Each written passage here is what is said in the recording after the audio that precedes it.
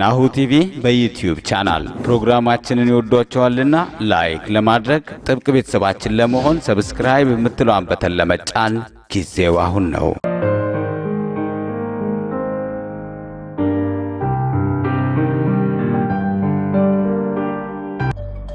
In the northern end of Africa's Great Rift Valley lies an area unlike anywhere on Earth.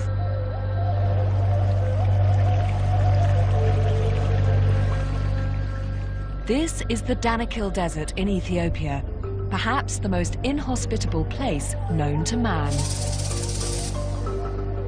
Volcanoes and earthquakes continually rip the ground apart, spewing lava and noxious gases. And this is officially the hottest place on the surface of the planet.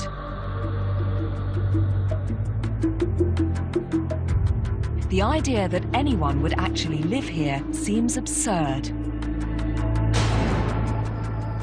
And yet there are people living here, as they have for thousands of years. A legendary nomadic warrior tribe called the Afar.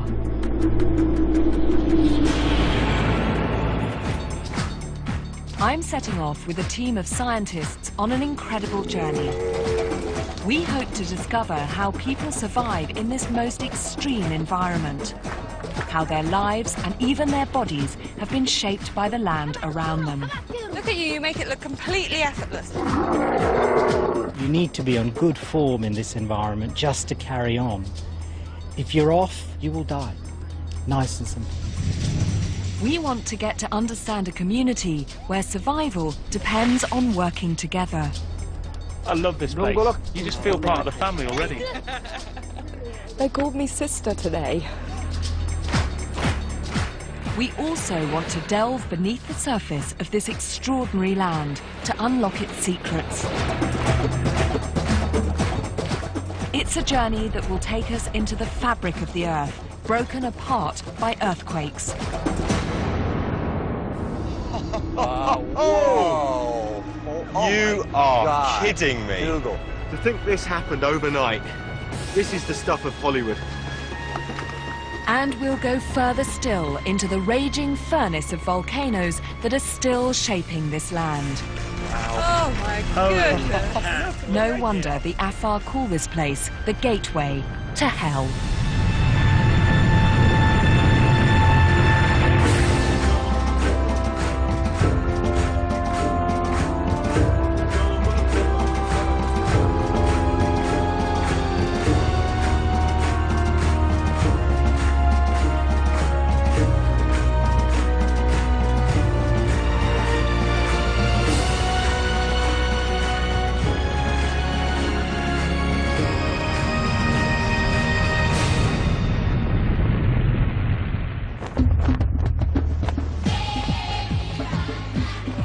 We start our adventure in the Ethiopian highland town of Mekelle. So what do you need to mount an expedition to what is reputedly the most inhospitable place on Earth? Well, our team consists of 25 scientists, adventurers and specialist camera teams. We're supported by over 50 Ethiopian drivers, fixers and guides, and we've got, as you can see, about 2,000 kilograms of kit. From here we drive about 120 kilometers to the edge of an area called the Danakil Depression. From there we have to go on foot with camels to a small place called Dalol, but it's famous for being the hottest place on Earth. Right, I think I'm ready.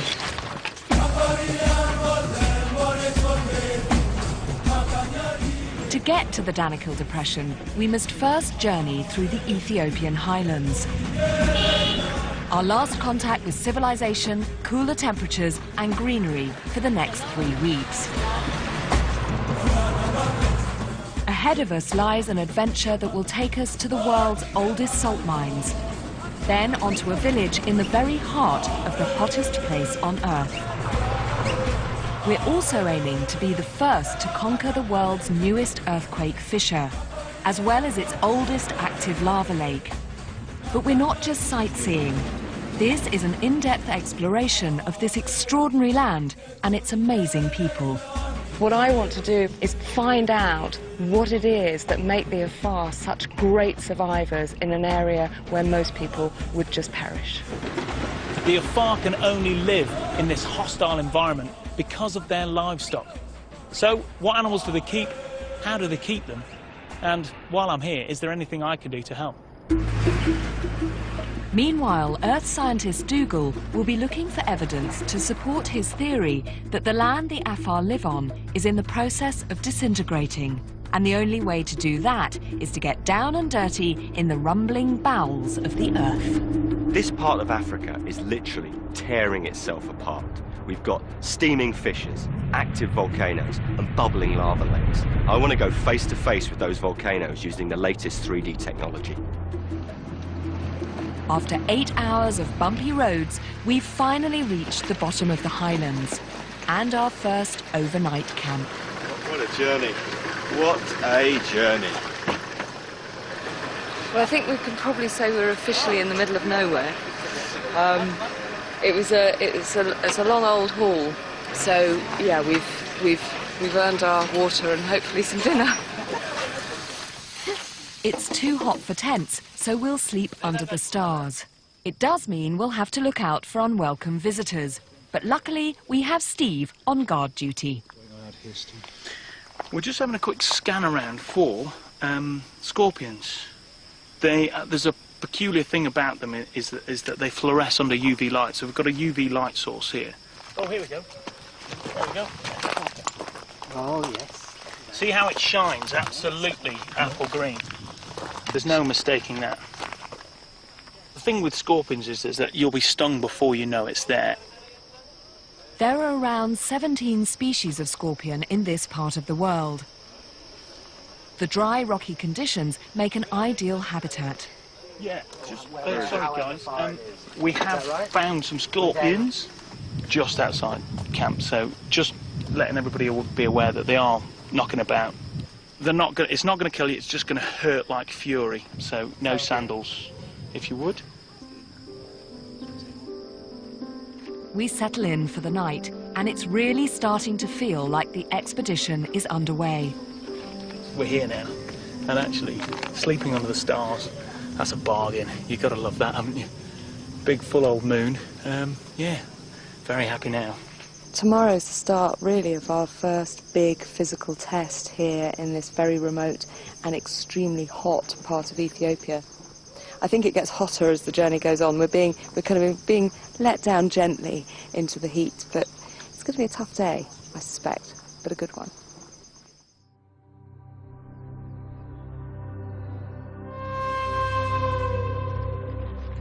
We wake to a scene that has remained almost unchanged for 2,000 years. This is the starting point for great caravans of camels on their way to the Dalol salt mines in the heart of the Danakil Desert, where our scientists' mission will begin in earnest. Though first, we have to get there. It is accessible the long way round in a 4x4, but we want to experience that journey as the locals do it, with a camel train. Well, from now, these vehicles aren't going to be any good to us because the route we're taking can only be done on foot and by camels. So these camels are all loaded up with everything that we need for the next 3 days. For Steve, this is an opportunity to study the camel in action. He's picked one out, and for some reason known only to him, he's called it Jeff. All right, Jeff, it's going to be fine. And what Jeff doesn't know is that he and his mates are the key to the Afar's survival. You might be thinking that Jeff's coping very well with the heat, but then again, so am I. But the key difference between me and him, yeah, talking about you, lad, is that I have to drink about 1 litre of water every hour. Whereas Jeff, despite his complaining, doesn't have to drink anything for the next 7 days despite this heat. They don't store water. He hasn't got water in that hump. That's purely a fat reserve. He's got a little bit in his guts, but the key thing that he does is that he doesn't lose what he's got. He uses his long limbs and his long neck as radiators to get rid of heat without losing water. He hardly sweats at all. He sucks every drop of moisture out of his food, and he allows his core body temperature to rise up to 6 degrees higher than normal, which would kill a human. It's all very well for camels to set off without water, but we're going too, and that means we have to take a vast quantity of water with us.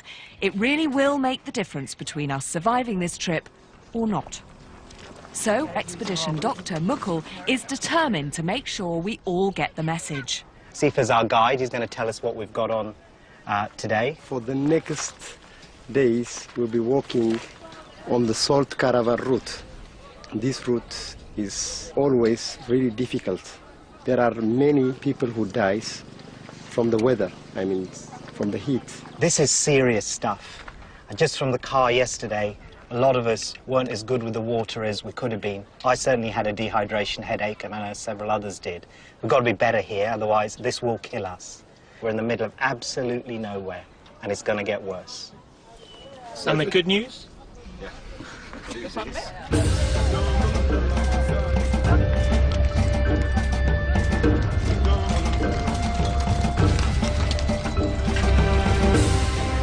This is one of the great trade routes of the ancient world.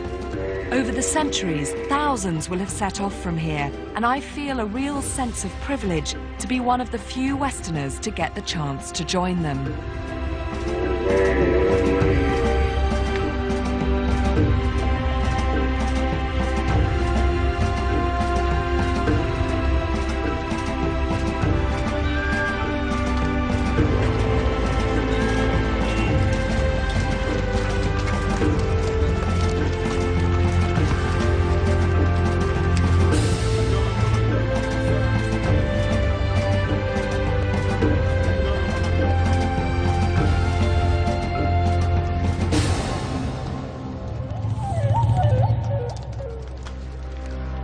But this part of Ethiopia can also be a dangerous place for outsiders. Just last year, a group of British tourists were kidnapped only a few kilometers from where we're walking. These high-sided canyons make perfect ambush territory for local bandits. So it's comforting to have Afar local militia to look after us, with the standard must-have accessory, the AK-47. But while we keep moving quickly and rather nervously through the canyons, geologist Dougal can't resist taking his time to get a proper look at the rocks.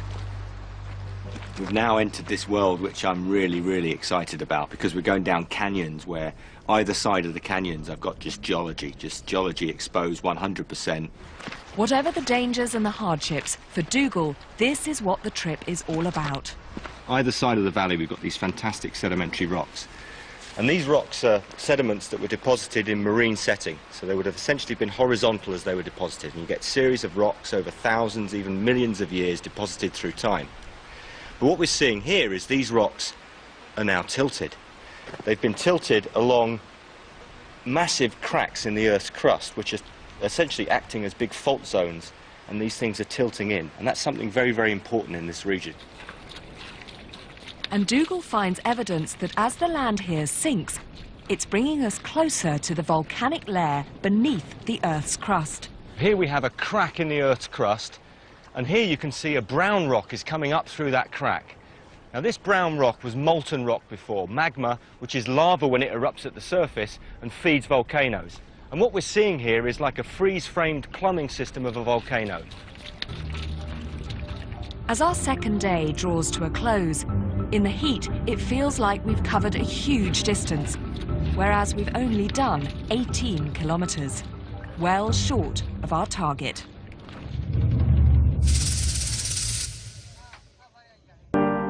Day 3, and our first serious test begins. A 30-kilometer hike to the next campsite. And to add to the unrelenting sun and lack of water, we have a new element to overcome. The Gara, the wind of fire, which powers down from the baking sands of Arabia, turning this part of the desert into a vast, superheated wind tunnel. Today we've got a really hard day because not only have we got to face the fire wind, which apparently is sort of similar to standing in front of a fan-assisted oven with it on full blast all day. But we've also got to make up all the time that we didn't do yesterday. So we've probably got 10 or 12 hours walking today.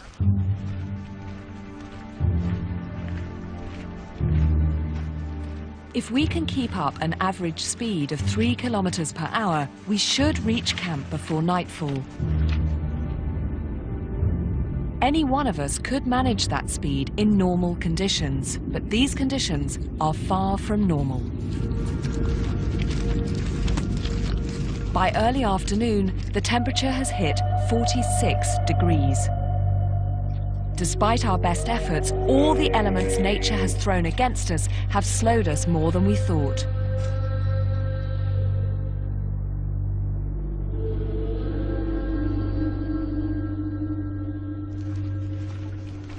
As the sun goes down, we still have several kilometers to go, so we have no choice but to keep walking into the night to reach our overnight stop.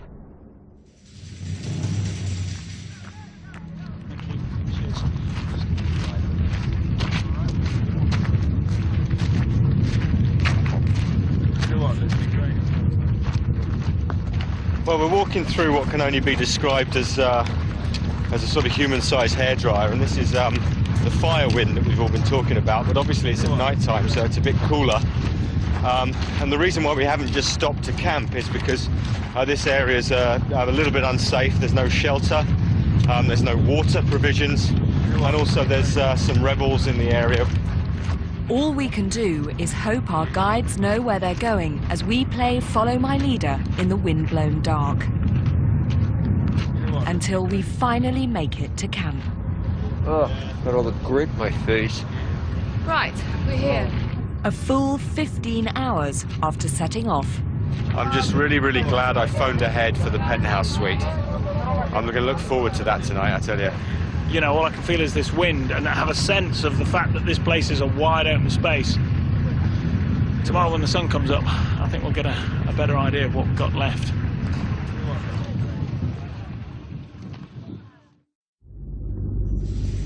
We wake up in a place called Hamadella. Officially, it's a village. In fact, it's little more than a bleak military outpost, just 15 kilometers from the border with neighboring Eritrea. After a decade of open warfare, they're now enjoying a period of peace. But no one's quite sure how long the fragile truce will last. That's the border with Eritrea. So this is a very hot political area. There are police and army basically stationed here at all times. We were told very categorically, when you want to go for a wee in the night, don't go that way because you'll be shot.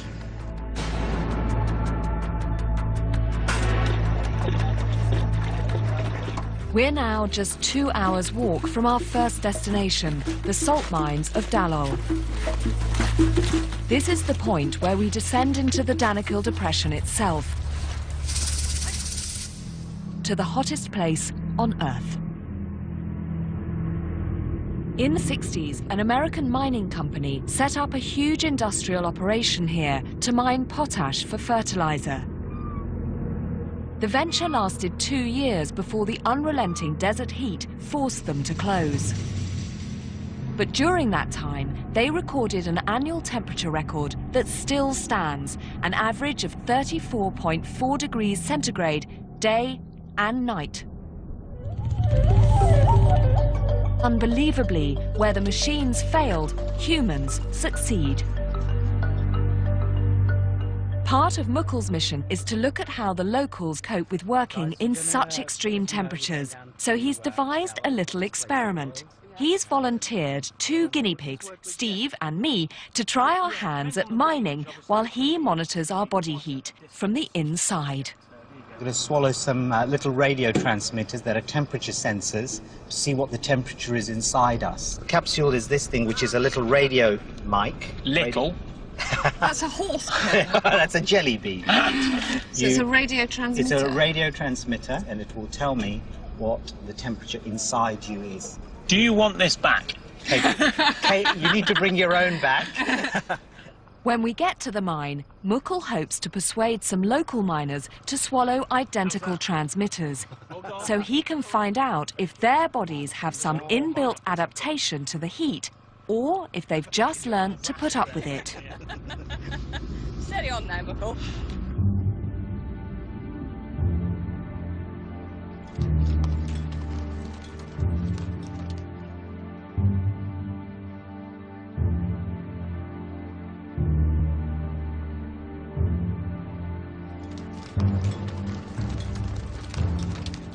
We've walked just short of 8 kilometres this morning. The temperature now is 41 degrees and it's 10 past 11 in the morning. But the good news is, on the horizon, there are all sorts of extraordinary shapes which can only be camels. So I think we're in striking distance of the mines.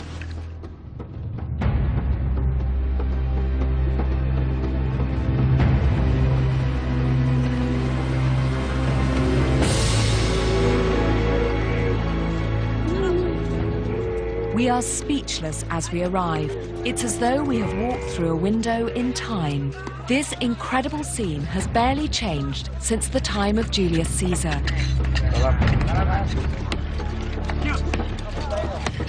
Every day, hundreds of men and boys hack blocks of salt from the ground by hand, after they've walked the same exhausting route we've just taken in the baking heat. You can see the scale of it because obviously this is where they're working, but look how far. That's probably hundreds if not thousands of years they've been doing it. Oh my god, that is incredible. I'm kind of overwhelmed, to be honest. It's like going back about 2,000 years. And it also makes you think you will never, ever, ever take for granted that little pot of salt on your table ever again. My goodness. There are two jobs here, splitting and lifting the great salt slabs, then shaping them into precise 1 kilogram blocks. This turns one of Ethiopia's few natural resources into hard currency. 1 block of this salt is how much for the caravan people?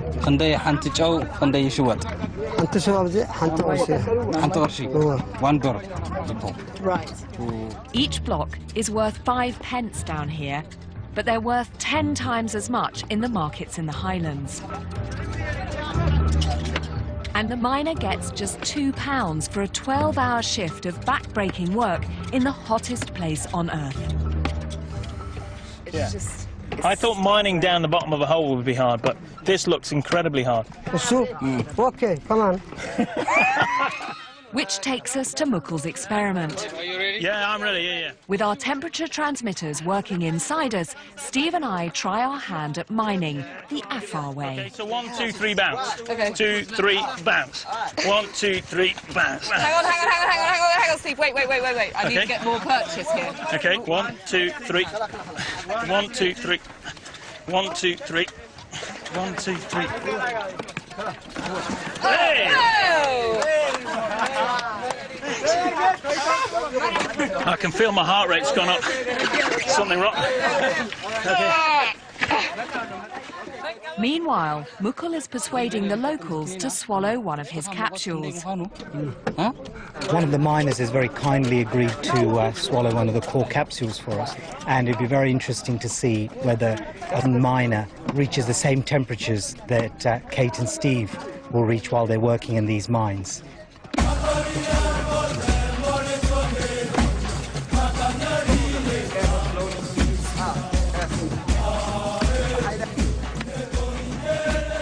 I'm not sure what our core temperatures are, but after a few minutes, Steve and I are really struggling in the heat.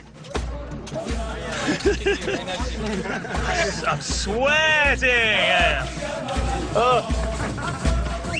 While Gary, who swallowed the other capsule, seems totally unaffected. You have to do more. You have to do faster. Be good. So what's Mukul's meter reading? You look hot. Actually, you have gone red. I did, certainly. I felt like I had.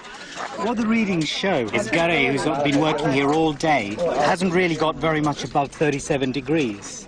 And you guys, who've only really done 15 minutes worth, have risen a whole degree to 38 degrees. Wow. 1 degree doesn't sound much, but just 2 degrees higher would put both of us at serious risk of heat stroke. It doesn't stop, that's the most amazing thing. You know, I can do it for short bursts, but nothing like this. It just goes on and on. What's clear is that in this heat, Gary's body actually functions differently from ours. So Gary basically has adapted or is genetically able to deal with this? What do you think? That's the question we haven't yet answered in this trip. Well, we've undoubtedly answered from the Afar and Gary, who's a Highland Ethiopian, is that they manage heat completely differently. They're much more efficient. At the moment, we can't say why the Afar are better suited to the heat than us. But Mukul hopes to repeat the experiment in a few weeks' time to see if, after living here a while, our bodies show any signs that they've adapted. But however well adapted we humans get, we'll never match these guys. The Afar's camels are already the perfect desert machine. Evolution is a very, very powerful thing. There isn't a scrap of design in this camel that isn't actually enabling it to cope with this environment. They don't waste anything. They can hang on to their water. They can push out very, very concentrated urine. Mine gets sort of fairly dark and this sort of thing, but I have to produce a certain level of urine. They produce a really, really concentrated urine, therefore saving that water to keep them going, to keep their blood pumping around their veins. Oh, I've got some fresh camel urine here for you. As you can see, it is very, very dark. It's very, very yellow, which tends to mean it's concentrated. Okay, the other way of telling that is that if you dip your finger in it and then lick it, it's very, very salty. Kate, do you want to come and try this? What, lick your camel urine? Yeah, yes, yeah. I'd love to. I can't think of anything I'd like to do more. So basically, just dip a finger in and just put it on the tip of your tongue. And You're serious, aren't you? No, yeah, serious, yeah. So just dip. Whose is it? Dip. It's this guy's over here. He's fine. Oh, I just want to know whose it is. You know, I'm not just tasting any old urine. Now, does it taste salty? Taste of urine. Yeah. Well, what you didn't realise. Nice. What you didn't realise, I dipped this finger and then licked this one. Very funny. Anyway, but yeah, thanks. You can't tell anything from tasting. While I wash my mouth out, Dougal and the rest of the team are setting off to find one of the clues to why this is the hottest place on Earth. Apparently, it's all to do with why these salt pans came to be here in the first place. We're driving across one of the lowest places on planet Earth, 120 meters below sea level. So low, in fact, that when sea levels were higher tens of thousands of years ago, this was all ocean. And some of the salt we see today results from evaporation when those oceans dried up. But the main reason is what lies beneath us, a huge volcanic engine drawing salty groundwater from the nearby Red Sea and pushing it through the surface layer. And the most incredible thing is that Dougal finds the volcanic engine is still running. Believe it or not, this shallow mound behind me is the world's lowest subaerial volcano. And it's very few geologists get the opportunity to see this in the flesh. So I'm really excited. First evidence we're going to see of the dramatic situation happening beneath our feet.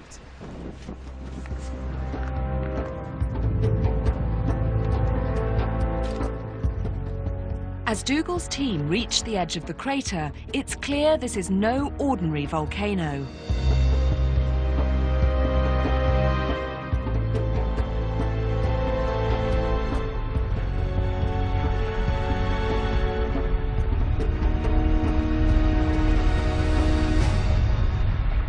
Like the surface of an alien planet, Dalol is crowded with ridges and towers of crystals, and pockmarked with hissing gas vents and pools of concentrated acid. Our scientists will need to treat this place with respect. Very, very quick safety briefing. It is pretty important about where we're going. You've got to follow the Afar guide. Sifa here comes here quite regularly. He was up a couple of, I don't know, say a year or so ago. He stepped on what he thought was a fairly solid surface, went straight through, and this was the effect.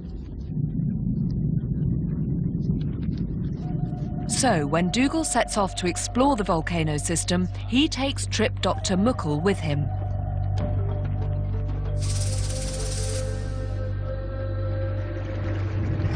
What kind of acids would you have up here? Well, primarily you're looking at sulfuric acid because you can see by the yellows, I mean, just behind us here, these lovely bright yellow and orange colours, there's lots of sulphur crystals in here.